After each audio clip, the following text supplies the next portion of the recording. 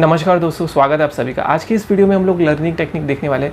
Basically मैं आपको 8 ऐसी लर्निंग टेक्निक बताने वाला हूँ जिसको अगर आप फॉलो कर लेते तो डेफिनेटली आपकी जो लर्निंग स्किल है वो काफ़ी ज़्यादा इंप्रूव हो जाएगी। तो चलिए शुरू करते हैं।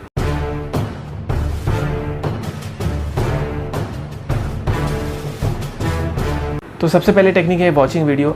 अगर मैं वॉचिंग वीडियो की बात करूं तो जनरली यूट्यूब हो या और कोई भी प्लेटफॉर्म हो, आप आराम से स्टडी रिलेटेड वीडियो को देख सकते हो।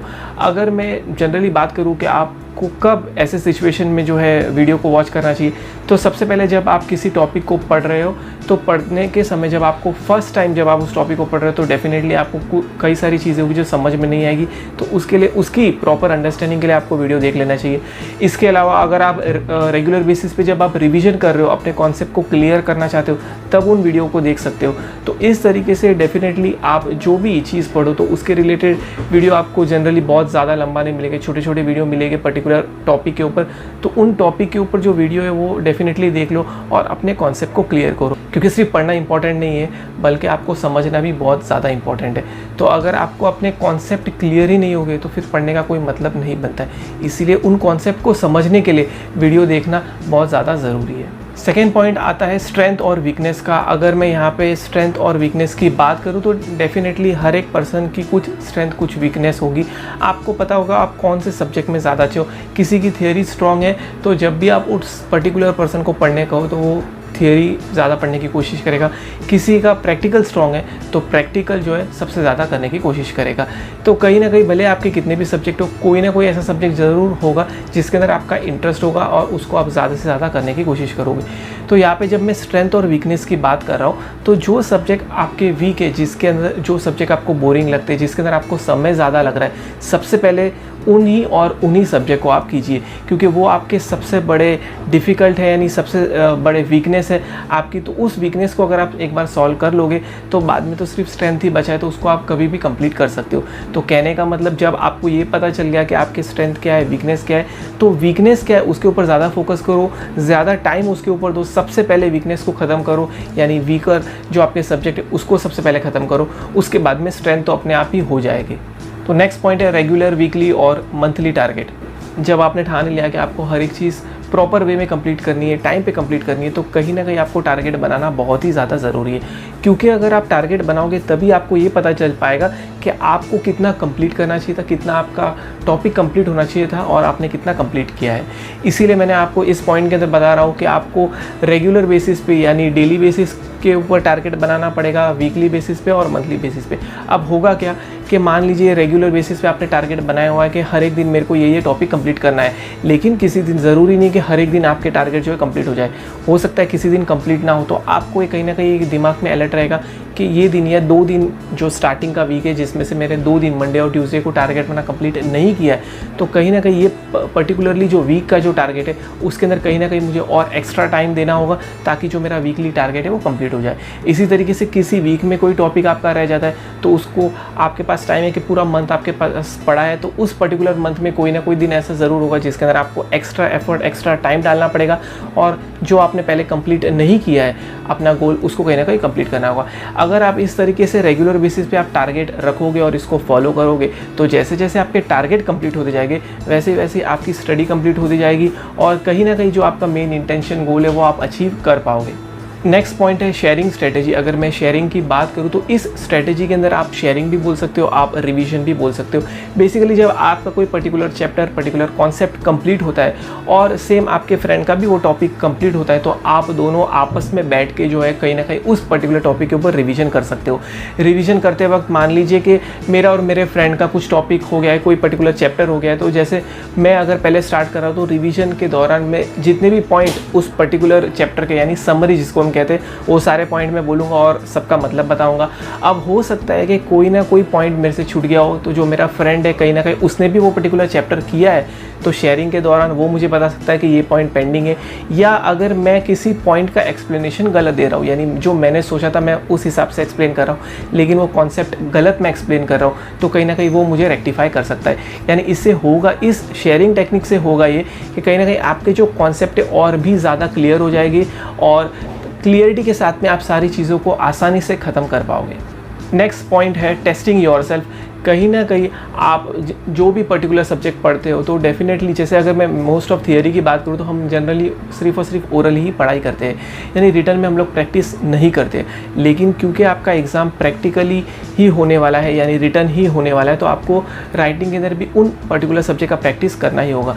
तो जब आप इस टेक्निक को फॉलो करोगे, मैं ये नहीं कह रहा हूँ कि आपको सारी की सारी चीज़ें जो आप पढ़ रहे हो सब कुछ आपको बुक में लिखना है, ऑब्वियसली उसमें बहुत ज़्यादा टाइम लग जाएगा, लेकिन कहीं ना कहीं जो भी आपने पढ़ा उसके समरी पॉइंट आप बना सकते हो, या जो भी आपने पढ़ा उसको शॉर्ट फॉर्म में आप, जैसे आपकी हैबिट हो तो आप उस पर्टिकुलरली चीज़ को शॉर्ट फॉर्म में अगर आप लिखोगे तो आपको ज़्यादा टाइम तक याद रहेगा। कहीं ना कहीं आप ओरली याद रखोगे तो उसको कुछ टाइम तक आपको याद रहेगा, लेकिन उसी चीज़ को अगर आपने राइटिंग में लिखा हुआ है तो आपको बहुत ही ज़्यादा टाइम तक वो कॉन्सेप्ट जो है कहीं ना कहीं याद रहेगा। नेक्स्ट पॉइंट है लर्न इन मल्टीपल वेज।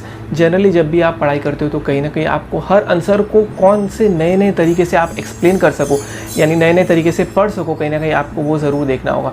क्योंकि जब आप नए तरीके ढूंढोगे तो कहीं ना कहीं एक तरीके से क्रिएटिविटी है, तो आपको पढ़ने में और भी ज़्यादा मज़ा आएगा। और कहीं ना कहीं आपको ये भी देखना है कि वो आंसर जो भी आप नया मेथड यूज़ कर रहे हो तो ऐसा होना चाहिए कि जिसकी वजह से आपको आंसर जो ज़्यादा टाइम तक याद रहे, प्लस उस पर्टिकुलर आंसर को याद करने में कम से कम समय लगे। तो कई सारे टेक्निक है जिसको आप फॉलो कर सकते हो इस तरीके से याद करने के लिए। जनरली आप मान लीजिए आप कोई मूवी देखने के लिए गए तो वहाँ पे जो इंसिडेंट, एक कोई सीन हुआ, वो पर्टिकुलर सीन कहीं ना कहीं आपके किसी एग्जाम्पल में फिट बैठ रहा है जो आप पढ़ने की कोशिश कर रहे हो, जो भी आपका कंटेंट है, तो उस एग्जाम्पल को यानी उस मूवी को उस पर्टिकुलर एग्जाम्पल के साथ में रिलेट कर सकते हो। क्योंकि वो एग्जाम्पल आपको लॉन्ग टाइम तक याद रहेगा तो कहीं ना कहीं वो कॉन्सेप्ट भी आपको बहुत ही ज़्यादा टाइम तक याद रहेगा। कई सारे बार थियोरी के केस के अंदर जैसे आपको कई सारे सिर्फ और सिर्फ पॉइंट्स पढ़ने होते हैं, तो उन पर्टिकुलर पॉइंट्स को आप कहीं ना कहीं नोटबुक में लिख के उसका फ़ोटो ले सकते हो और ट्रैवलिंग के टाइम पे उस पर्टिकुलर पॉइंट को पढ़ सकते हो। या तो जैसे आप ट्रैवलिंग ज़्यादा कर रहे हो तो बेसिकली हम लोग हेडफोन में कई बार सॉन्ग सुनते हैं, तो जब आप घर पे उन पर्टिकुलर पॉइंट को पढ़ रहे थे आप उसका एक रिकॉर्डिंग तैयार कर सकते हो। उस रिकॉर्डिंग को, मैं ये नहीं कह रहा हूँ आपको पूरे ट्रैवल के दौरान वही पढ़ना है, लेकिन 15 मिनट्स 10-15 या मैक्सिमम 20 मिनट्स के लिए अगर आपने उस रिकॉर्डिंग को रखा है अपने पास में तो आप उसको सुन सकते हो। तो इसके वजह से क्योंकि आपके दिमाग में वो सारी चीज़ें चलती रहेगी तो आपकी जो लर्निंग क्वालिटी है वो कई ज़्यादा इंक्रीज़ हो जाएगी। नेक्स्ट पॉइंट है प्रैक्टिकल एक्सपीरियंस। ये बहुत ही ज़्यादा इंपॉर्टेंट है। जब आप किसी भी आंसर को पढ़ रहे हो, अगर आप टेक्सचुअल फॉर्म में उसको सिर्फ पढ़ रहे हो यानी थियरी फॉर्म में जब आप उसको पढ़ रहे हो तो आपको कम टाइम तक याद रहेगा, लेकिन उसी चीज़ को आपने प्रैक्टिकली कहाँ पे देखी, चाहे वो आपके इमेजिनेशन में हो या किसी मूवी में हो, किसी रास्ते पे आप जा रहे थे वहाँ पे आपने ऐसा कोई इंसिडेंट देखा और वो इंसिडेंट आपके बुक के अंदर जो टॉपिक है उससे रिलेट करता है, तो कहीं ना कहीं ये जो प्रैक्टिकल चीज़ें आपने देखी है ये आपके दिमाग में लॉन्ग लास्टिंग रहेगा और उसको आप आसानी से बिल्कुल भी भूल नहीं पाओगे। तो अगर ऐसे सिचुएशन में आपके टॉपिक, जितने आपके टॉपिक है उसमें से आप प्रैक्टिकल चीज़ करते हो, प्रैक्टिकल चीज़ें समझते हो, तो आपको बहुत ही ज़्यादा हेल्प करेगा आपके कॉन्सेप्ट को क्लियर करने में, और उस चीज़ को आप बड़ी आसानी के साथ में एग्ज़ाम में भी लिख पाओगे और डेफिनेटली उसको आप लाइफ टाइम तक कभी भी भूल नहीं पाओगे। तो लास्ट पॉइंट है स्टॉप मल्टीटास्किंग। मल्टीटास्किंग यानी कहीं ना कहीं आप एक ही समय पे एक से ज़्यादा काम करते हो तो उसको हम लोग मल्टीटास्किंग कहते हैं। मल्टीटास्किंग होना तो अच्छी बात है, लेकिन यहाँ पे अगर मैं आपको स्टडी रिलेटेड बात करूँ तो आपको एक ही पर्टिकुलर टॉपिक पे आप फोकस रखोगे तो ज़्यादा अच्छा रहेगा। कहने का मतलब आप एक सब्जेक्ट पढ़ रहे हो, थोड़ी देर के बाद में आपको लगता है कि नहीं यार इसमें मज़ा नहीं आ रहा है, इसमें बोर हो रहा है, तो दूसरा सब्जेक्ट आपने कर लिया, फिर उसी तरीके से आपने तीसरे सब्जेक्ट को कर लिया, तो यानी एक ही समय 2-3 घंटे आप बैठे लेकिन आपने 4-5 सब्जेक्ट थोड़ी थोड़ी देर के लिए किए, तो इससे आपका फोकस हर बार हट रहा है और उन 2-3 घंटों में जो आपको एक्चुअल आउटपुट मिलना चाहिए था वो आपको कहीं ना कहीं नहीं मिल पाएगा। यानी दूसरी चीज़, आप पर्टिकुलरली बैठे हो उसी टाइम पे आप मोबाइल में चैटिंग भी कर रहे हो, कहीं ना कहीं आप फ्रेंड से भी मिल रहे हो, कोई रिलेटिव आया उससे भी बात कर रहे हो, यानी इस तरीके से अगर आप करोगे तो आपका फोकस एक ही पॉइंट के ऊपर यानी स्टडी पे नहीं रह पाएगा, क्योंकि आप एक ही समय एक से ज़्यादा काम कर रहे हो, तो कहीं ना कहीं इससे ज़्यादा डिफ़िकल्ट हो जाएगा आपको एक पर्टिकुलर टॉपिक को कंप्लीट करने के लिए। इसलिए आपको मल्टीटास्किंग फ़िलहाल नहीं करना है। स्टडी के रिलेटेड आप एक ही सब्जेक्ट को जब लेके बैठे हो तो सिर्फ और सिर्फ उसी पे फोकस कीजिए, चाहे आप 1 घंटा कर रहे हो 2 घंटा कर रहे हो, और इस तरीके से जब आपका फोकस कंटिन्यूस उसी सब्जेक्ट के रिलेटेड रहेगा तो आपकी स्किल जो है, लर्निंग स्किल, बहुत ज़्यादा इम्प्रूव हो जाएगी। तो अभी हम लोगों ने लर्निंग की 8 टेक्निक्स जो है वो कहीं ना कहीं देख ली। इन सारे टेक्निक को फॉलो कीजिए, या इनमें से कुछ टेक्निक जो आपको इंटरेस्टिंग लगते हैं कहीं ना कहीं उनको फॉलो कीजिए, कहीं ना कहीं आपको इसका रिजल्ट आउटपुट कहीं ना कहीं मिल पाएगा। इसके अलावा और कोई टेक्निक है जो आप फॉलो करते हो तो नीचे कमेंट में ज़रूर बताइए। वीडियो अगर अच्छा लगा तो लाइक और शेयर कीजिए, साथ में चैनल को सब्सक्राइब करके बेल आइकन को भी दबाइए ऐसे ही और वीडियोज़ के लिए। और इसी तरीके से राठौड़ राहुल देखते रहिए, कुछ नया सीखते रहिए। धन्यवाद।